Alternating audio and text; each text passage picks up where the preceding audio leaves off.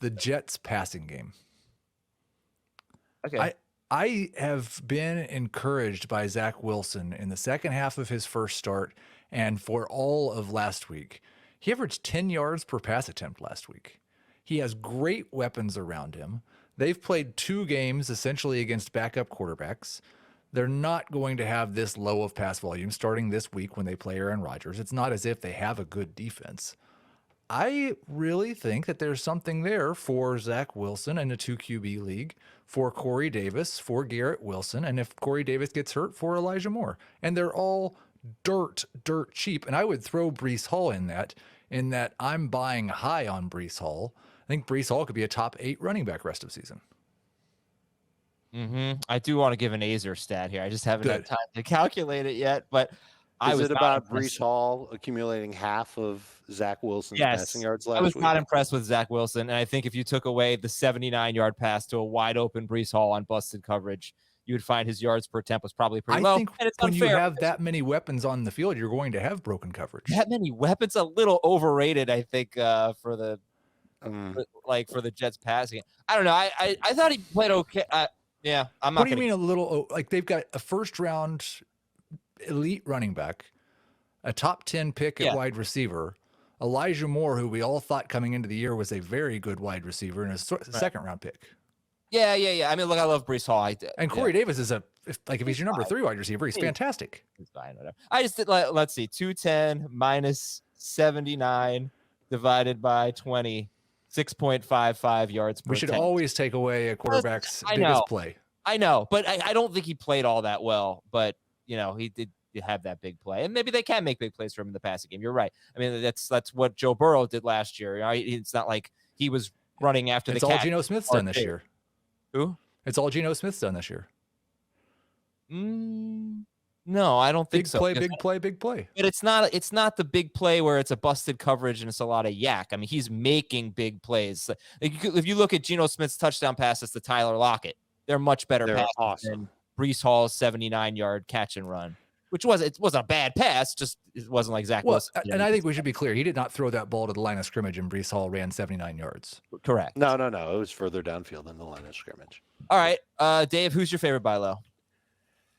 I think it's Deandre Swift because you've got one more week left before he, or at least we've been told when he comes back, and his value is still relatively low. It's been a long time since he's had a bunch of fantasy points in a game, and people who have Deandre Swift might not be 4-1 or 5-0, and so you can go to them and try and make a deal to get Deandre Swift before his value rises. Would you rather have Breece Hall or DeAndre Swift rest of season? I think Hall is higher on the trade chart than DeAndre Swift. I mean, the one thing you have to remember with Swift, and it's for sure going to happen, is that he will split carries. He will lose out on the goal line to Jamal Williams. Yeah. And I mean, to be fair, Breece Hall missed out on some touchdowns last week to Michael Carter. But I mean, I think Breece Hall is going to dominate moving forward. I shouldn't say dominate because that suggests like a 70-30 split. He'll get 60% of the touches. It won't be a 50-50 deal until Breece Hall regresses, if he regresses, which he might not. I do think we've seen enough to say that like the passing game numbers for the Lions running backs are not going to be the same as what they were last year. Definitely not what they were in the first half. Wasn't Swift, pretty involved in the passing? Because I think if you break it down last year after they changed play callers, it's definitely fewer targets, but it was also more targets when DeAndre Swift played. And he had 12 targets in 3 games. I guess he was just incredibly efficient in 2 of them, 31. Yeah. All right. Do you think he's a stud when he comes back? Let me just ask you that. Do you think DeAndre Swift is a stud? No doubt about it. Must start guy when he comes back. Yep. Okay. I think he's a must start guy as long as he stays healthy. Favorite sell high, Dave? I think I got to give it to Mike Williams with Keenan Allen coming back relatively soon. We've seen Mike Williams see a target share of over 29% in his past 2 games. Back in week 1 when Keenan Allen was playing, it was 12%. Last year when Keenan Allen and Mike Williams were on the field at the same time, Williams had a 20% or higher target share in 6 of 16 games.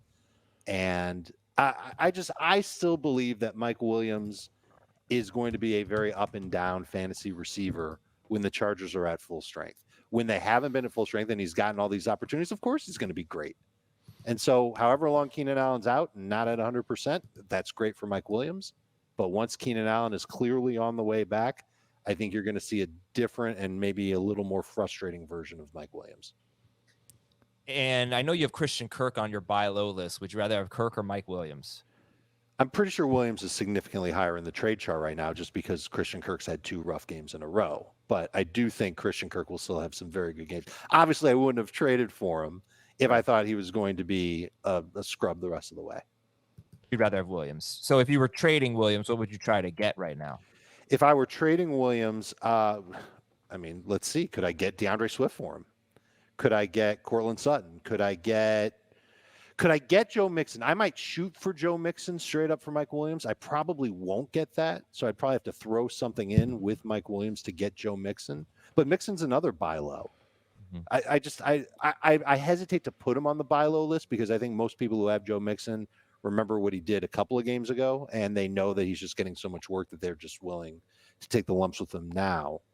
But you could always approach the Joe Mixon fantasy manager and say, do you want to get rid of him? And if they're like, yeah, please. This happened in another one of my leagues. I'm trying to upgrade at running back. The person who has Mixon is 1-4. They were interested in trading away Mixon, but they weren't trying to give him away. They didn't want to give him away. I could have gotten Miles Sanders for less than Joe Mixon. If you heard the Monday episode, Schneier gave some great stats on Joe Mixon. Now, he's kind of negative on Joe Mixon. I turned it into a positive, so it's the way you have to approach it. But basically, light boxes, that was a term that Schneier was using, and that is when you have more offensive blockers than there are, defensive players in the box. And Joe Mixon, I think Schneier said that Joe Mixon has seen more light boxes than any other running back. And if not, he's up there. And he's just been really bad. So you can either say, gosh, he's had all these great opportunities and he's just been so bad. This is a bad sign. I spun it the other way, and this is totally up to you, at home. He's had the best possible situation, and he's only going to get better. And I think it started in week 5. Hopefully that's the start of something where he actually did run the ball very well, and he got stopped at the half-yard line. Almost had a touchdown there as well. And he gets you at least 3 catches every game. So I don't think you could really ask for a much better situation than what Joe Mixon is in. Heath, who's your favorite sell high? I'm still contemplating. I'm going to say Deebo Samuel. And he was bad last week, but I am very concerned that he doesn't have much of a role in the rushing game right now. And as long as he and Ayuk and Kittle are all healthy, he's going to probably lead the team in targets, but it's going to be up and down. I think he's a number 2 wide receiver. So if you can get anybody to trade for him as if he's a top 12 guy, I would do that.